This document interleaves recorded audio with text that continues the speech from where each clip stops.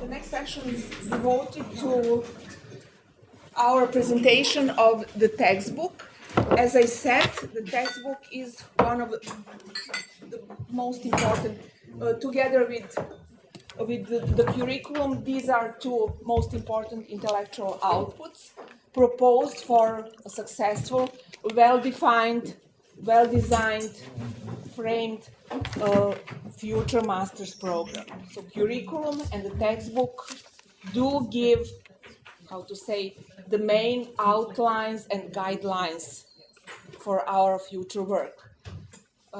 As a matter of fact, this conference has been defined by that purpose, presentation of the textbook. However, what we did, I started with the agenda in which we will literally, maybe in a too simplified way, go from one chapter to another of the textbook. I will show it to you. But then Mareike and some other friends and colleagues from our LAWGEM team suggested something very good to make more attractive, more creative roundtables, which will cover all chapters. And you will see many or most of our LAWGEM team members will present in that, to say, schoolish way, their chapters, more or less. However, the roundtables are titled and defined in a wider way, so some specific topics of, for example, migrations and impact, etc., crises are also involved. So there will be also talks which will touch upon the chapters and the issues of consideration, but from a wider perspective. So I believe that combined will give a very interesting, informative, provocative, challenging insights to all of us. As you can see, here is just a mere photocopy of our future textbook. Very soon Springer will publish that. That's in the process of editing and publishing, whatever. I do not know how exactly to define these final stages of the work. Anyway, before the end of this year, we will have the textbook, and Mareike will tell you much more. And just to add, Professor Gigerik, who besides Mareike and me has been the co-editor, couldn't come. He will, I'm not sure now, but for one of the sessions, later sessions, he will, I think, manage to join us and take part online. But now, Mareike and myself, I think we are good enough, of course, for this purpose.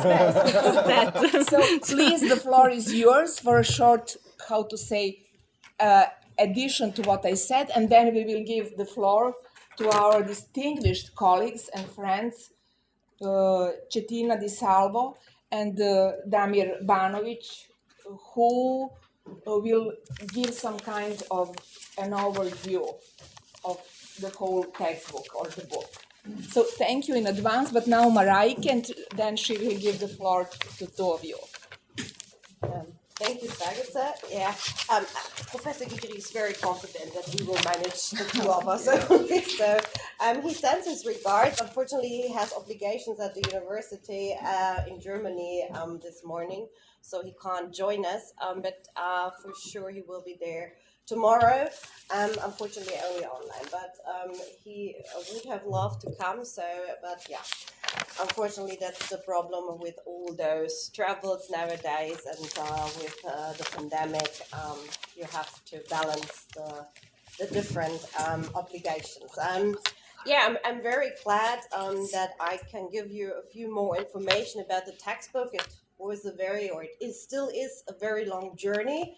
So we started, I think, already in 2020 with the first drafts and the first ideas, how to structure it. So some of you were already a part of that process, and it is published by Springer Publications. So it will have a very international outreach. It will be published as an ebook as well as a hard copy, and it will be, and we are very, very happy about that, due to the EU funding, but also funding of all of our university partners. It will be an open access publication, so there will be no restrictions. So everybody can access that. Everybody can use it for teaching purposes or for anything else. So, and this is, I think, one of the major outcomes when it comes to the publication itself. It took us a while to decide on that and also to find the funding, but yeah, we are very, very happy.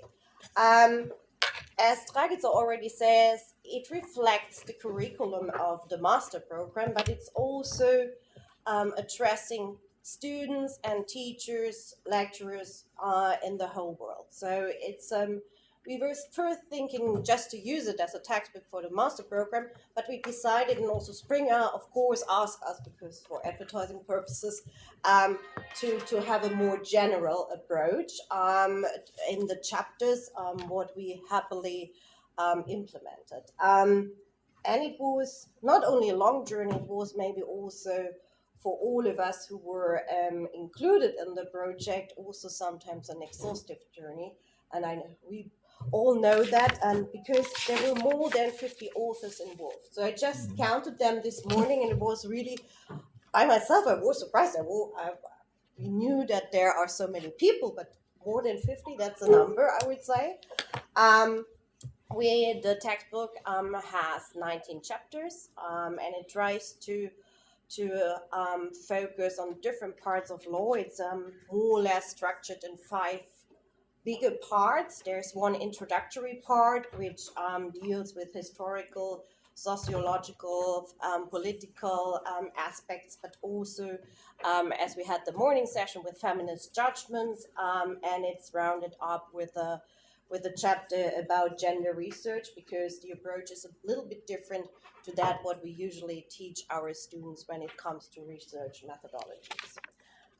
It is then followed by a part on the European and international framework, especially general human rights, but also which institutions deal with the whole gender issues in international and European law.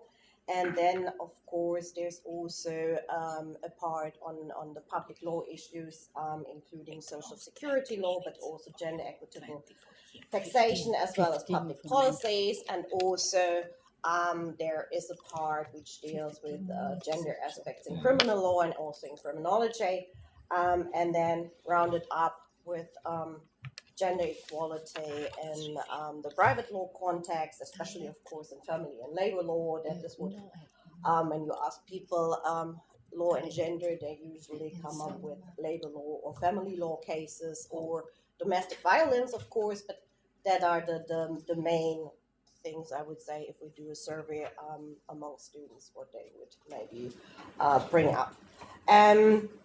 And also in that context, we also deal with the economic empowerment of women, and we have a roundtable tomorrow, so and talking also about that. What I can say, it was for me, but also I think I can speak for all of us, a pleasure to see how the different chapters grow together to a comprehensive picture, and to show the full legal framework when it comes to law. That was our approach, and we tried to do that. Of course, we know there may be some lacking fields, but yeah, it was the first attempt, and it's more or less in worldwide one of the rare and especially open access published sources for students to get an overview about law and gender. And what I can say finally, I want to thank you, all authors.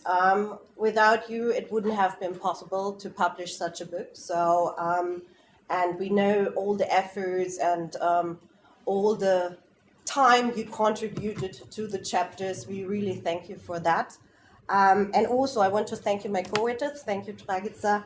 And also the whole team at the Saarland University, because we put a lot of efforts into proofreading, editing, formatting, and all this stuff. And I'm very glad, especially to to Julia Jungfleisch, who can't be with us, but she did a lot of work, and of course Springer for publishing.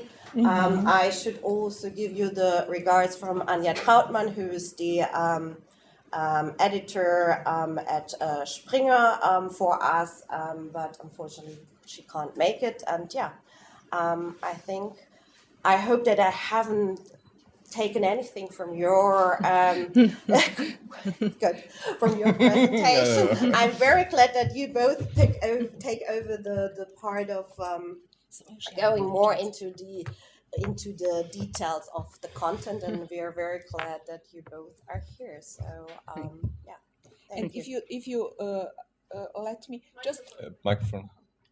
Just to add one more thing, because then Mareike and I think make the whole story, but just to add this. So a very peculiar fact of this undertaking is that we gathered together people from 5 universities, 5 legal cultures, and legal education, culture in general, etc., to work together. It was not easy. It really was a challenging task, and fortunately, luckily for all of us, we managed. But I'm sure that it was not easy, but we did it. And the other book, which I will mention at the end after our colleagues, there the approach was different. Again, gender reconsideration of different legal and multidisciplinary fields, but starting from individual authors and their chosen topic within the fields. So thank you, please. We can, okay. Thank you, Dragica. Thank you, Mareike. My name is Damir Banović. I'm from University of Sarajevo Law Faculty, and together with Cettina de Salvo, we're gonna make an overview of the textbook. Actually, we were talking a couple of days ago how actually to structure this, since you're going to be also able to read, actually to listen of a couple of these chapters also during the conference. So we actually made a pact or a deal to make this more like also talk roundtable, and to give more general overview of the textbook, not to go into details into each of these in each of these chapters. I mean, it's a really big textbook, I would say. It actually took us quite a lot of time actually to read all of these articles. But actually, I would say that it's when it comes to especially this region, it's one of the first textbooks which actually covers something which could be put under the umbrella of critical legal studies and feminist legal studies. Why is this important? Because actually it constructs and also deconstructs the gender, not only from the legal perspective or law perspective, but also taking into consideration other disciplines, psychology, sociology, language, economy, labor market, epistemology, etc. And I think that's very important in order to have really scientific approach when it comes to gender issues. I mean, if you only see it from the legal perspective, it's framed in a very context way. But taking this interdisciplinary and multidisciplinary approach to gender issues is something very important in order to go into deep of all the issues which are related to gender. Some things probably I'm gonna repeat. So it's a joint project of 5 universities. That's a really accomplishment, and to have something which is really structured very nicely, which is also structured in a form of textbook, and also to have 50. I didn't also know that there are 50 authors. To have something which is really can be read in a really I would say also simple way. But not also losing this personal impact in each of this article. The second what is also important is actually that this textbook is also shifting this paradigm from the male perspective and patriarchal, heteropatriarchic way towards the, I wouldn't say woman's perspective, but I would say individual perspective or gender perspective. Because at the end of this road of this gender battle is actually this idea that we have individual in center, not to have males, females, queer, age, older people, younger people, but actually just to have individual. And I'm not sure if you're ever gonna accomplish this this goal of not having identities as important, but just to have an individual with all multi-level identities. And this is actually this textbook has this significance in the sense that is shifting this paradigm, like this very male-centered or white male-centered position towards something which is gender perspective. Also, what is quite important is that actually that we are changing this paradigm from also within the higher education, which is actually quite important. We know that at least in the region, the higher education is male-centered, or at least produces or reproduces the stereotypes of what women should do, or what men should do, or different genders should do, or how they should behave, or what kind of clothing they should wear. And this is actually, and I think it's very important, like to start this deconstruction within the, especially the very conservative area of legal education, to start this deconstruction and maybe new construction of gender identities, also when it comes to the legal education.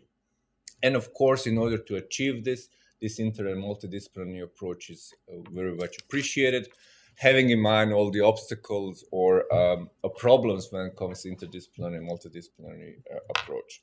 And this is somehow like this higher, I would say, goal or higher achievement with this textbook. I mean, I know that gender identity, or it's maybe more focused on this binary concept, but nevertheless, it recognizes this identity as a non-binary, I would say. So there are like these shades, which you also can see that the gender is not only about men and female, but it's actually more. And actually, you can read this in a textbook. And I think this textbook actually gives this, I would say, first step in overcoming this gender binary system. Because the problem with this gender binary system is actually essentialized identities, male or female.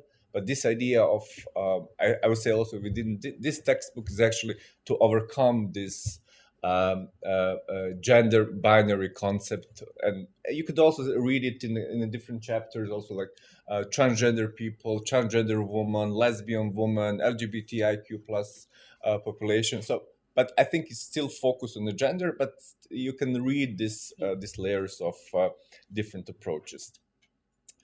This other characteristic is it's condensed, I would say, and textbook-based knowledge, which is actually it was one of the main purposes. And I think this has been successfully achieved in sense each article has really clear structure. It is it aims for the master students, so it has this very nice overview, but also problematic issues. So it's not only about reading materials or just different overviews of different topics, but also you can read like some problems within the different areas. Of course, there is an extensive list of literature after each chapter, not only used for the purposes of article, but also for the readings. This is something which I really welcome. And of course, list of questions, or depends from article to article. There's some list of questions, some cases, or so very the students. interesting and very useful. Yeah. This list of questions. Yeah. So actually, the student can be directed to have more critical overview. Oh, how little took 10 minutes. This interdisciplinary approach, I think, has been achieved also through mapping this from historical, theoretical, social, legal, and then coming to legal. for me, that's actually the perfect way how actually you should follow this. Centered around the gender identity, how you should actually follow this. First, there was this mapping of problems of gender through legal history, or actually mapping heteronormative male dominance in law from legal recognition, legal status, but not only in law, which I really think that's really important, but also in tradition, religion from ancient times to modernity. And then you start reading with the feminist legal theory, so you can have this very nice overview of what does it mean to be a feminist, and the different waves of feminism, but also different waves of feminist legal theories in sense. So what does it mean to be a feminist? Does it mean to have this substantial identity or deconstructive identity? Is there something which is very common to females? So do you have like characteristic? What does it entails to be male or entails to be female? And of course, this also connects very nicely to this also feminist judgments. This critique of neutrality, objectivity, and impartiality of law. This is something very, very much related to critical legal studies. And this is also very, very, very important to have this starting point in order to accept that there is no, or actually that we criticize neutrality, objectivity, and impartiality of law in order to understand other articles which are part of this textbook. And then the third part, within this more, I will say theoretical, is gender structure inequalities from a social legal perspective. I mean, today now, thank God, we don't have to only theorize, but actually we have concrete empirical data of these inequalities when it comes to the gender identities or gender inequalities in both private and public sphere. And very importantly, like to see this ideological economic connection between law and specific social context in social reproduction, construction of gender and sexuality, etc. So I like to have this from the theoretical, but also have this social legal perspective in order also maybe to challenge this theoretical perspective, but also to see how these inequalities are deeply embedded in the structure of society. So we have also seen, for example, the previous, like having female judges doesn't actually mean that they're gonna also have because of this embedded stereotypes, attitudes or values also within the woman, or what women should be doing in a society. And maybe I'm gonna also just touch this part is actually this idea how we should do research when it comes to the gender research, so in general. So it actually gives the students this way of how should we approach not to have this gender biased research. So what does it mean, this idea of feminist ontology and this epistemological approaches, which also involves feminist post-structuralism and intersectionality, which is quite important, not to only see white woman, but also to see a black woman, to see a lesbian black woman. So this very important of intersectionality when it comes to the gender issues. And the last part, actually I don't have time anymore, so I'm going to conclude this part because you're going to also listen to during this conference, is this actually legal part. So this starts with this legal part, the legal issue starts with this overview of the different human rights mechanisms seen from the gender perspectives. It continues with the recognition of a gender international and European law, also involves these gender equality aspects of public law. So we have this overview of what is happening in the international law as such, what's happening in the European law, what's happening also within the realm of the Council of Europe. And then when it comes still in this, if you are still in the area of public law, what's happening in different spheres of social security, taxation, and criminal law. And this is then we actually end with this public part, and then we continue with the private law. Hvala puno. Yeah. Dobro jutro, ja sam Cettina di Salvo. Želim pre svega koordinatorki profesorki Vujadinović stojemo pozvala na ovu konferenciju. Mi trebamo radim prava žena. Mi radimo. It's not just a great honor for me to be here, but it's more than that. It's emotional. It's emotional because we started to work together in 2019. And even before. In this project. Yes. This is just the third project. And when we started to talk about this project, I was, no, Dragica, this is a really demanding, this is a really challenging task. But at the same time, I was almost sure that the project will be funding because I know the determination of my Serbian friend. I know they are fighting. They want to overcome. And so we did. You did. You did. And what I want to say, first of all, about this book. This book is not just one of the main output of this project. This is a concrete answer. It's a concrete answer to the need of improve legal education. Because it's evident, and we know there is a lack. There is a big lack, and this lack of competence in gender studies, we can say in the judiciary system. We were talking about feminist judgment, how gender stereotypes and gender division role prejudice can influence the decision, because fact can be in a different way, and more than that, interpretation of law, application of law. If we don't have the gender perspective, we can do some mistake.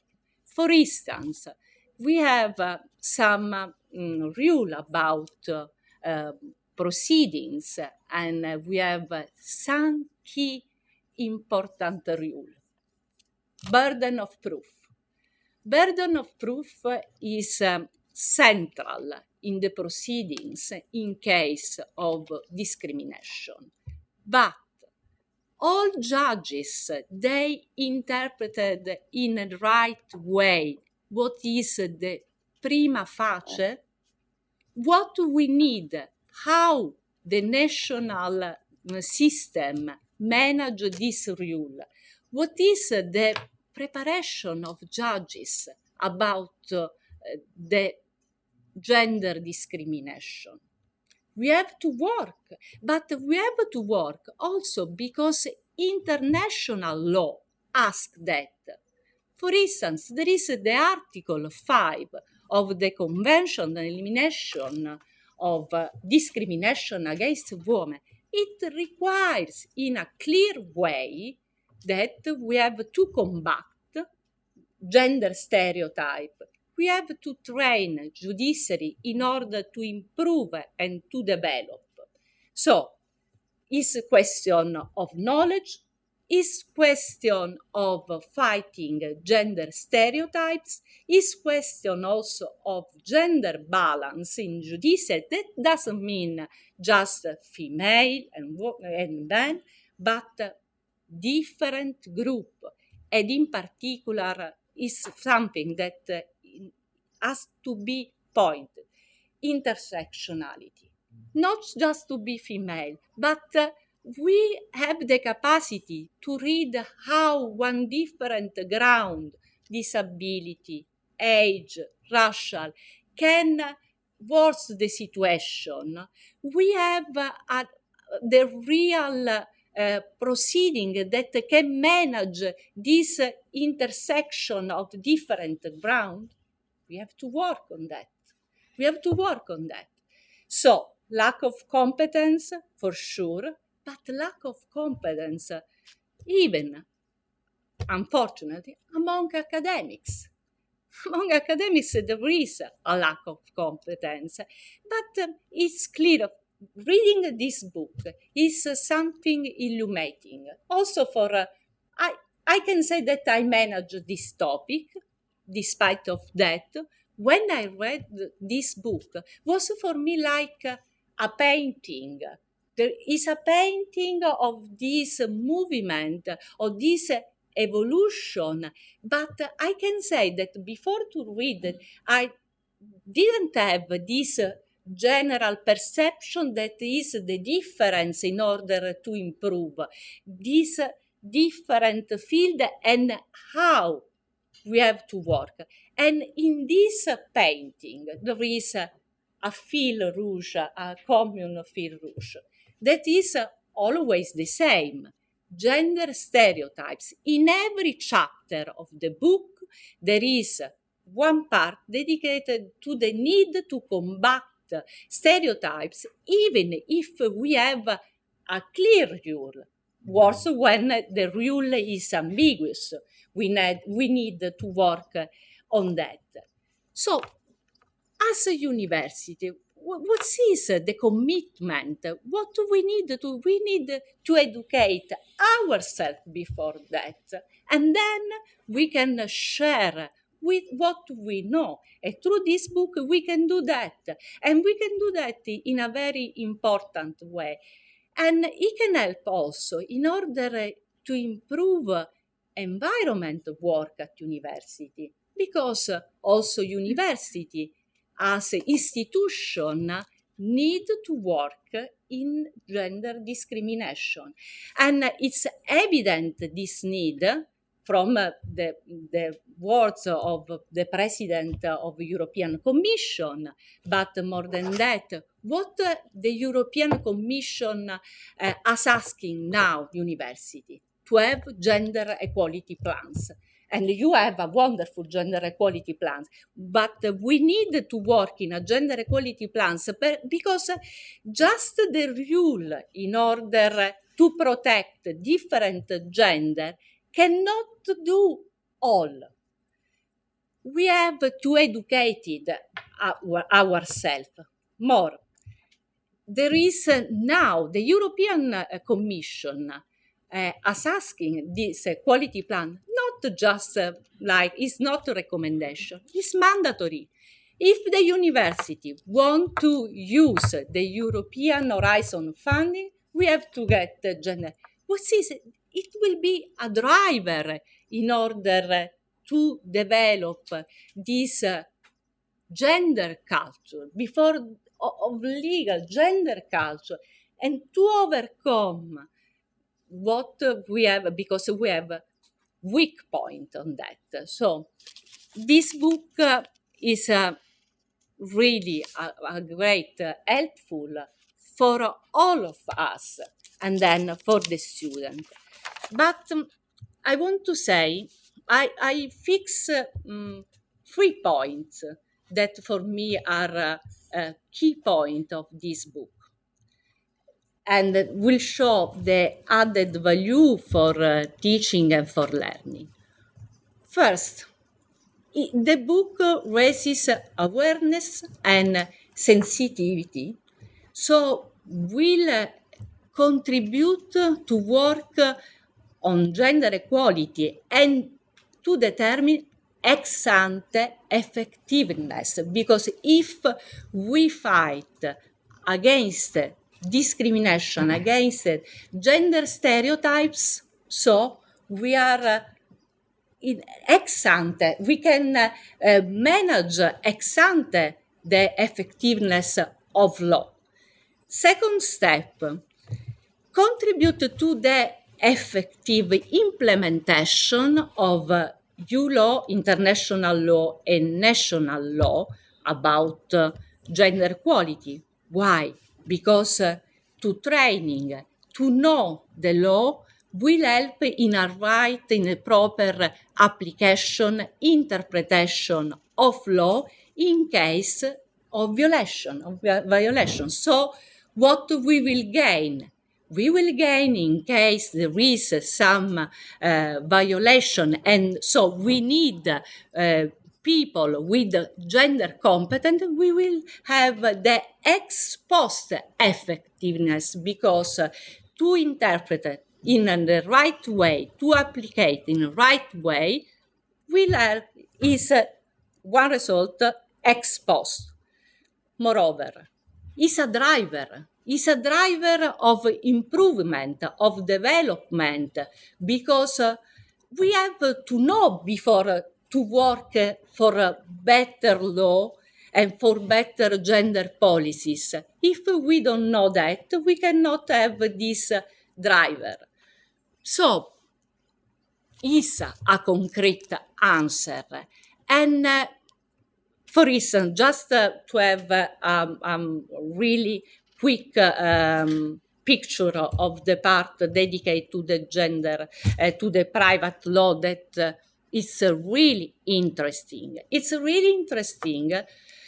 Why? First, because when we think about private law, and in particular when we think about contract law, there is a big contrast.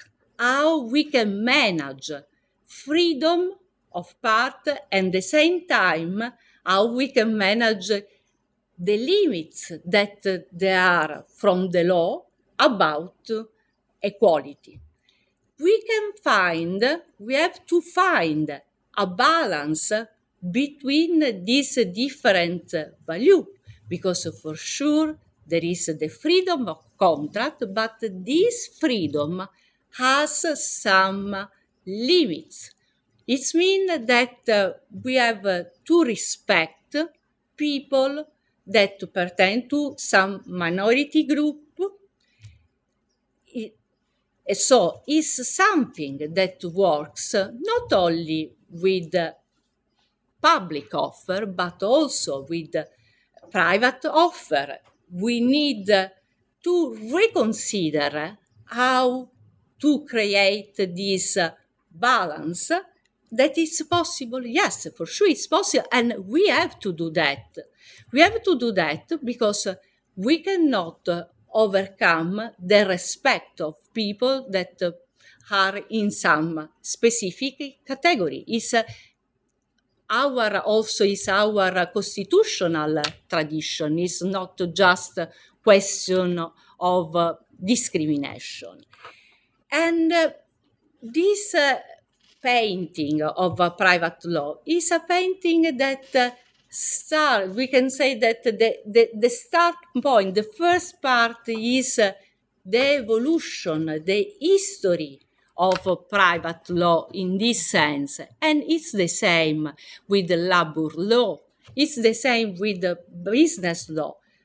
We have, for sure, now we are in a stage that we have good rules, and we had legal change that are very important, but we cannot stop.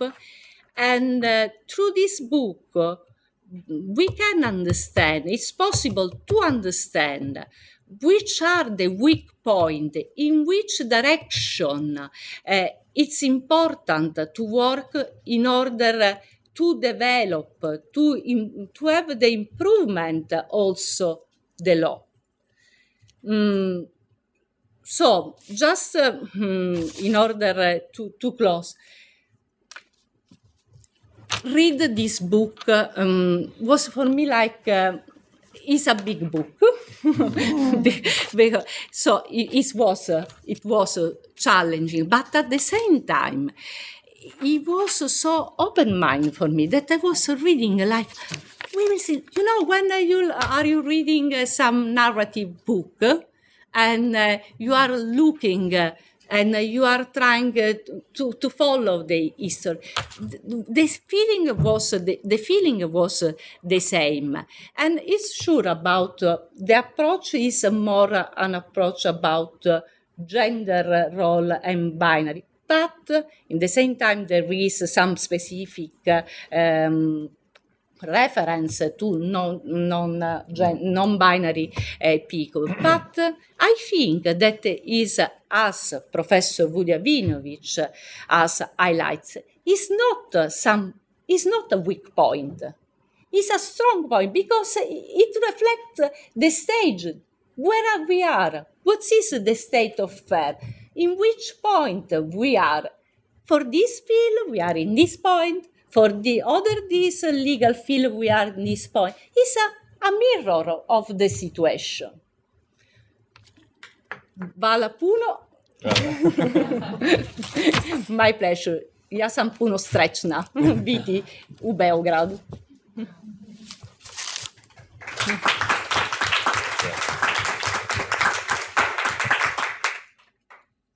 Thank you both. You really did your job very well.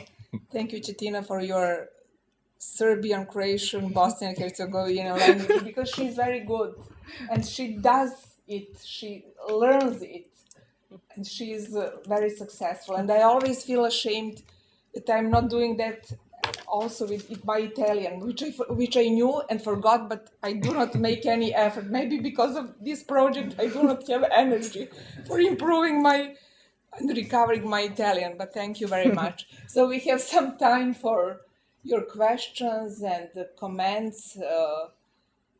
If you have any, I hope you have. Maybe some of the colleagues who took part in writing this textbook and we can say there really were differences among the people the authors. Some were more on the binary side, the others on the side which overcomes. But we were open for different approaches, and as Cettina said, this book is some kind of the mirror of the state of affairs, a state of mind of us who took part. And for sure, if this is the pioneering attempt and the result, there will be some other new ones, or from these same people or from other people who will be invited, who will invite themselves, maybe inspired by this textbook, to go further on, to overcome the boundaries of our approaches or our book as a whole. So please, if you have questions, comments, authors, if you want to say something. Sometimes there were not quarrels or battles, but hot discussions among authors, and it was very good, because all the groups managed in this or that way.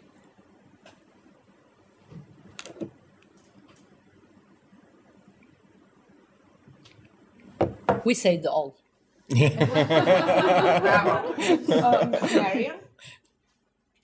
Right, I didn't want to, but again, I have a question for Damir. You said that in the end, the attempt was that gender is like cut down to the individual, no matter whether it is binary or which one. I'm not sure whether I agree with that. Okay. Because women are not only, and what I do is women's history, it's not only a question of the individual, it's also a question of collective treatment. So in that sense, the individual is in my opinion, not the end of the solution, but it is also women as a group. Or if you're like seeing the Supreme Court judgment of the German Supreme Court from March last year about climate law, it is also not about the individual, but they're like already protecting the group of the youth. So I would like to hear your opinion on that. I mean, this is thank you for this. This is more from the perspective of queer identities. Actually, what queer is. So the idea. This is not related to law. I think it's not related to law to any kind of sense. But the idea is not that the identity is not important anymore in order to have this categorization of individuals. That's my actual point. I mean, if you put in the context, we should have this multi-layers identity, but not in a sense to be discriminated because of these identities. That was actually my point. So to see this individual, but this is not something. This is more an idea. This is my idea actually. What's the end of the story is actually not to have identities, so just to have individual as such. That's but that's something very, I would say, also political. But the main road is actually not to have identities, because actually, even though not to have it in a sense, not to identify yourself, but not in sense to be important in order to be discriminated because of being member of either some group or to have some identity qualities. That was actually my point, and this is my I would say my political agenda. Yeah.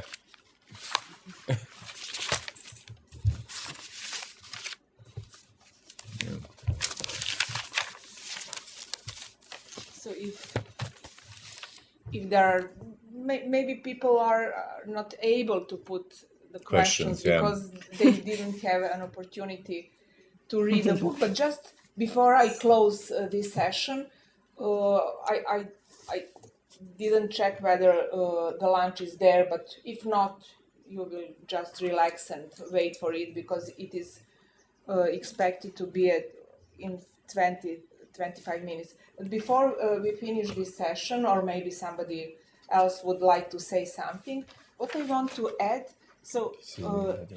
this textbook, somebody mentioned, but this will not be the mere repetition. So there are good reason to say a few more words about our additional books.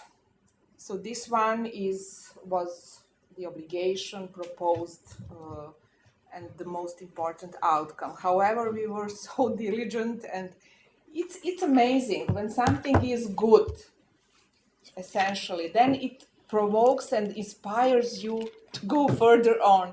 It gives all the time new ideas, and then we make jokes from time to time, say, oh my God, never ending. So we are going to finish something now, we could do this, that. So for example, now the Belgrade team is thinking very seriously, especially Ivana and Tanasie, about organizing seminars for judges here in Serbia. In a sense, feminist judgment. So first, gender equality awareness rising as a first step, it's necessary. Then informing them about feminist judgment, and also doing trainings. So that is the new idea. But to come back to these books, so this what I mentioned, these 4 books. So Ivana and myself made the call for the participation of the authors from anywhere, not only from the LAWGEM project. So difference is not only that individuals were invited or co-authors to write their chapters. For example, Rosemary and Marion gave fantastic contributions, but also that worldwide we can get, and we really did, from India, Mexico, to the United States, Europe, our region, and so it really is something fantastic. So we first got about 60, 70 abstracts and made selection of 50, let's say so. At the end, selection went to be more and more strict. At the end, we submitted the manuscript. Springer accepted this another book also to be the editor of. And at the end, we submitted them the manuscript with 35, not less than 35 chapters, papers, almost 800 pages. Oh my God.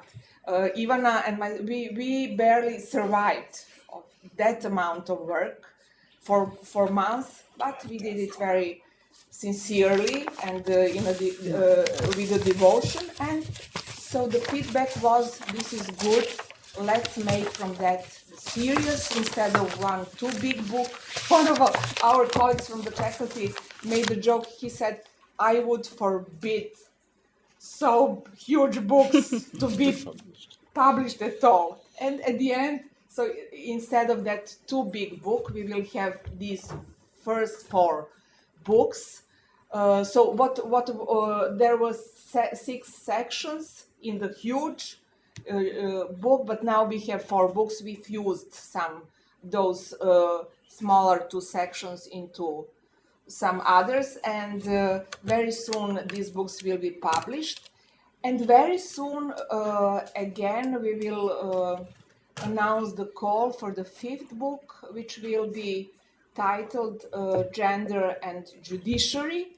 So it will include feminist judgments, but it will have this wider perspective. I think that's a very good idea.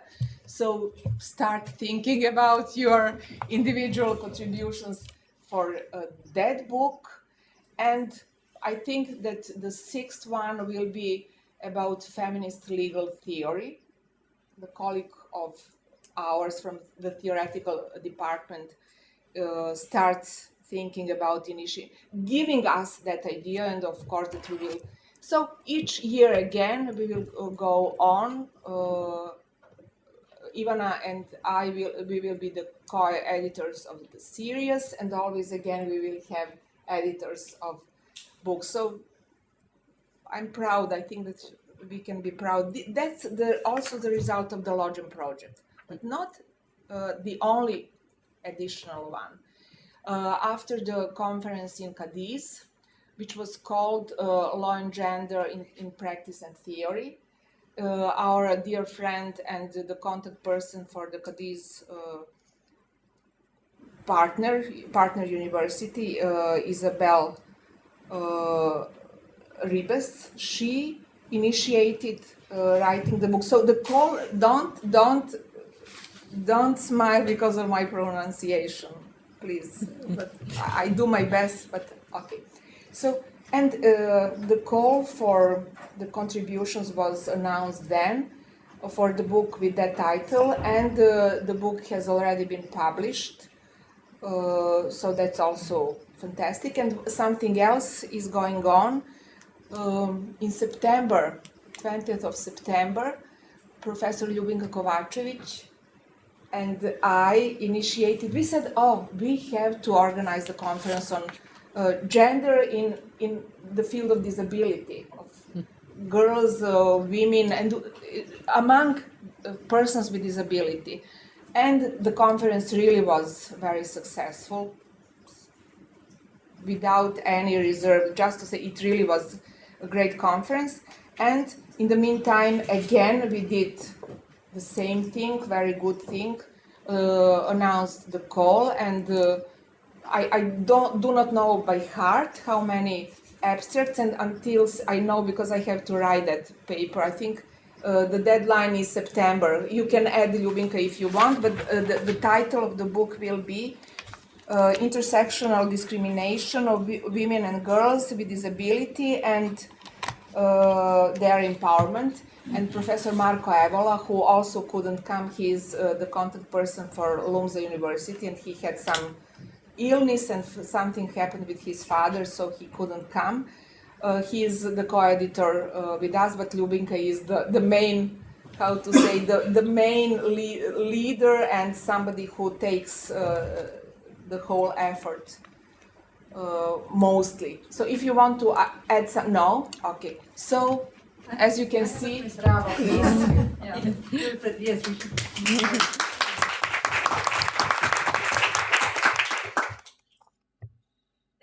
I want to congratulate all of the participants in the book. I mean, it's a really magnificent achievement and a huge amount of work that the editors and so on have done. But I just wanted to come back on Damir's point about individuals without characteristics, and I'm getting a certain sense of déjà vu in the sense that some of the early feminist theorizing was around the issue, well, we just need to be gender blind. We need to treat everybody as individuals and not have regard to gender. But the problem with being gender blind or gender neutral is that people then end up being disadvantaged because the inescapable things related to their gender are being ignored rather than being taken into account. So, it's the difference between formal equality and substantive equality and taking actual differences into account. And so, I think that my concept of gender competent legal knowledge would have to be understanding the structures and the social structures around gender, rather than pretending that they don't exist, and being gender inclusive, which might be inclusive of a range of different genders, but not ignoring gender as a continuing structural factor in everybody's lives. And so I just wondered whether you wanted to talk about, the ways in which the book addresses the kind of structural issues rather than the sort of personal or individual aspects.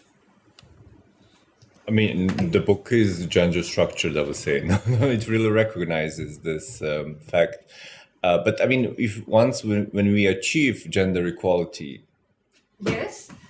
Will I still be alive? If we? I mean, but the idea is like to achieve it, or. Well, yeah, but some of us have been around for a very long time, and we can see, we don't see things going forwards. There isn't a forward trajectory with the U.S. Supreme Court decision that we've it doesn't gone mean back 50 years or more, things morph. The gender structures, they haven't remained the same, but they sorry. You have to frame. Yeah. Yes, they reconstitute themselves in different kinds of contexts. So, the way originally there wasn't the internet. Now we have the internet. We see the way in which the Twitter sphere turns out to be a toxic environment for women. So there's the structures. Of course, the objective is gender equality, but I don't think anybody deludes themselves into thinking that that's going to be achieved anytime soon. No, I'm not. Maybe I was misunderstood, but this idea, this is more or less queer point, like because the queer point, for me it is. It's actually, Please. But the book book is not itself, it's structured in a very binary way. So also reflecting that there's less research when it comes to non-binary development. So, or also if we touch maybe, or if we go beyond the feminist approach, then it's mainly talking about homosexuality. So that is what is mainly, because there the research and the literature is there. So because it's a textbook, it should give knowledge to students. That's the main purpose of the book. But I agree with you, and this is maybe a discussion which is also will come up in the future, because when you see students, or when you see the ones who are now around 20, they do not even anymore identify themselves as men or women, or as anything. Sorry, or anything like this. But so that's maybe also for me, that's a concept I might have problems with. But this is they have completely different discussions as we have, and this was an eye opener in the also during all the discussions in the last 2 years. That there are different waves of discussion, so to say, in different generations. So, and that is maybe something where I agree with Damir. Maybe we overcome not in the next 5 years, but maybe never. But of course, there will be a discussion. Maybe not in our format, but maybe if our students or the nowadays students, if they become researchers, if they become professors, they maybe talk about to overcome identities. And to be honest, the question is, when it comes to identity, if I'm man or woman, black or white or whatever, at one point we come to something, how should I identify myself? So, because there are so many things which you have to overcome, that I think that maybe the easiest concept is to have no of those stereotypical identities. So that's Yeah. Yeah. But the textbook is, No, of no. course, Of course, yeah. binary. It's a Yeah. binary Yeah. approach. I mean, I don't want to make a confusion. This is just my provocative statement, No. but I the book. completely take that point. Yeah. That's why I'm talking about being inclusive rather than ignoring, because it's not just about one's own individual identification. I can identify in any way I like, but I will be constructed as a woman in every context in which I'm situated, and so it's the structural and the individual and the relationship between those things that we have to remain constantly aware of. So our students have the privilege of not having to identify, not being forced to identify in the way that perhaps we were, but they will be constructed on a gendered basis as soon as they hit the workforce, or as soon as they sort of find themselves in other kinds of less inclusive contexts, and that's something that we need to remain aware of as well, I think. So I think we're on the same page. Yes. I have to apologize to our Colleague online. I We forgot forgot about them. So please forgive me. And now, Alexander, please help me. Who raised the hand? It's Sarah. It's Sarah. Sure. Zara, please. The floor is yours. And hello, and we miss you here. And see you later on the session when you will take part. But now, please put the question. Thank you. Yes. Thank you so much. My name is Zara, and I'm in Örebro right now in Sweden. I really agree with. There was a very good, interesting discussion that's very, very, I think, dominating the debates in gender studies as well. And I really agree with Rosemary, and I second whatever you said. I think doing away with gender, it's going to do away with the most important, I think, the reasons for gender equality, which is like patriarchy and all these structural levels. Like, if you don't talk about gender, how can you talk about patriarchy, and how can you just look into the structures or institutional, barriers, and I think I a little bit disagree with Damir. Because the chapters that I have been involved, I think people who write about gender, they basically do not focus on identity. So the whole identity politics is also being kind of criticized by feminists themselves as well. So focusing on identity will dismiss the gender practices and gender relations that also, again, we are talking about what is happening within these processes of inequalities that take place in society at the structural, institutional, and individual level. So the interplay between all these levels, I think it's important. And what is happening right now within this identity politic discourses on non-binary or trans, maybe activists, maybe, or I think it's more dominated in the North American context, but it's just it stays at the individual level, and it's more and more. I think it's more important for us as scholars of law to talk about the structure, because law, of course, it's at the structural level, but also it's a social phenomenon as well, that it's been practiced, and people relate to it, and it doesn't stay at the individual kind of identity subjectivity. I think it's beyond that. So at least in the parts that I have been involved, this has been raised quite a bit. And so I just wanted to mention that. Thanks for listening. Thank you, Zara. Zara from Örebro University, who couldn't come, but she will join us again. So Damir provoked. He didn't, as a matter of fact, I think that I understood him well. He wanted to say that a little bit too much binary perspective has been presented here, and he did not pretend to distract.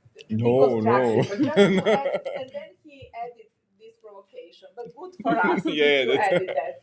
Thanks a lot. And some other comments? So I think we are almost, so you have only 4 minutes more for lunch or for relaxation. Always agenda set. So thank you very much. We will close this session. And thank you very much, Cettina and Damir and Mareike, but especially two of you, really. I appreciate what you did. Thank you for reading that huge book. It was worth Yeah, it was reading, really worth. I hope. And lunch hopefully is there in the same room as the coffee was. And see you again in in an hour. Okay, thanks a lot. Thank you.